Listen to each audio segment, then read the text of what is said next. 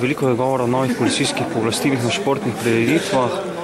So vas argumenti ministrstva, policije prepričali, da so ta pooblastila potrebna? Ne, nikakor ne. Niso me prepričali zato, ker pravzaprav se zadeve nekako že pri sami slovenski nogometni reprezentanci oziroma pri delu z nogometno zvezo uporabljamo čisto ene druge prijeme, ki so se po moji oceni pokazali za dosti bolj uspešnejše, kot pa neko sprejemanje zakonov in še vprašljivo izvajanje teh zakonov. Prav to, mislim, vas je predvsem strah, da se bodo ta pooblastila zlorabljala.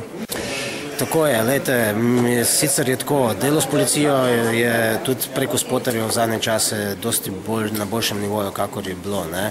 Ampak tukaj nista vprašanja samo Ljubljana pa Maribor, ampak tukaj se pojavljajo še vprašanja na drugih področjih, kjer imamo pravzaprav določene neizkušene tako policiste kot varnostnike in tukaj je zelo veliko odprtih vprašanj, zato nas tudi tale zakon precej bega. Slišali smo pomisleka navijačev, da se bodo ta pooblastila zlorabljala. Vaš pogled na to? No, jaz bom rekel takole, jaz sem prepričan oziroma verjamem v to, da ta pooblastila nikakor ne bodo zlorabljena.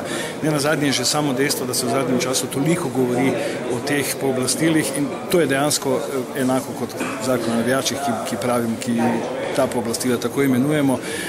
Da se toliko o tem govori, je tudi nekaj, kar bo seveda dodalo nek ta dodatni nadzor. Jaz sem absolutno prepričan, da bo policija ta pooblastila uporabljala res v skrajnem primeru, res samo v tistih nujnih primerih, ko pač ne bo šlo drugače. Ne nazadnje pa so, tako kot smo tudi danes slišali, tu vgrajene še določene varovalke, tu je potem še preiskovalni sodnik, pa možnost pritožbe, pa seveda policija bo morala tistega, ki ga bo prijavila, izločila, kako drugače kaznovala po tem novem zakonu, seveda vse to bo moralo podkrepiti tudi z dokazi.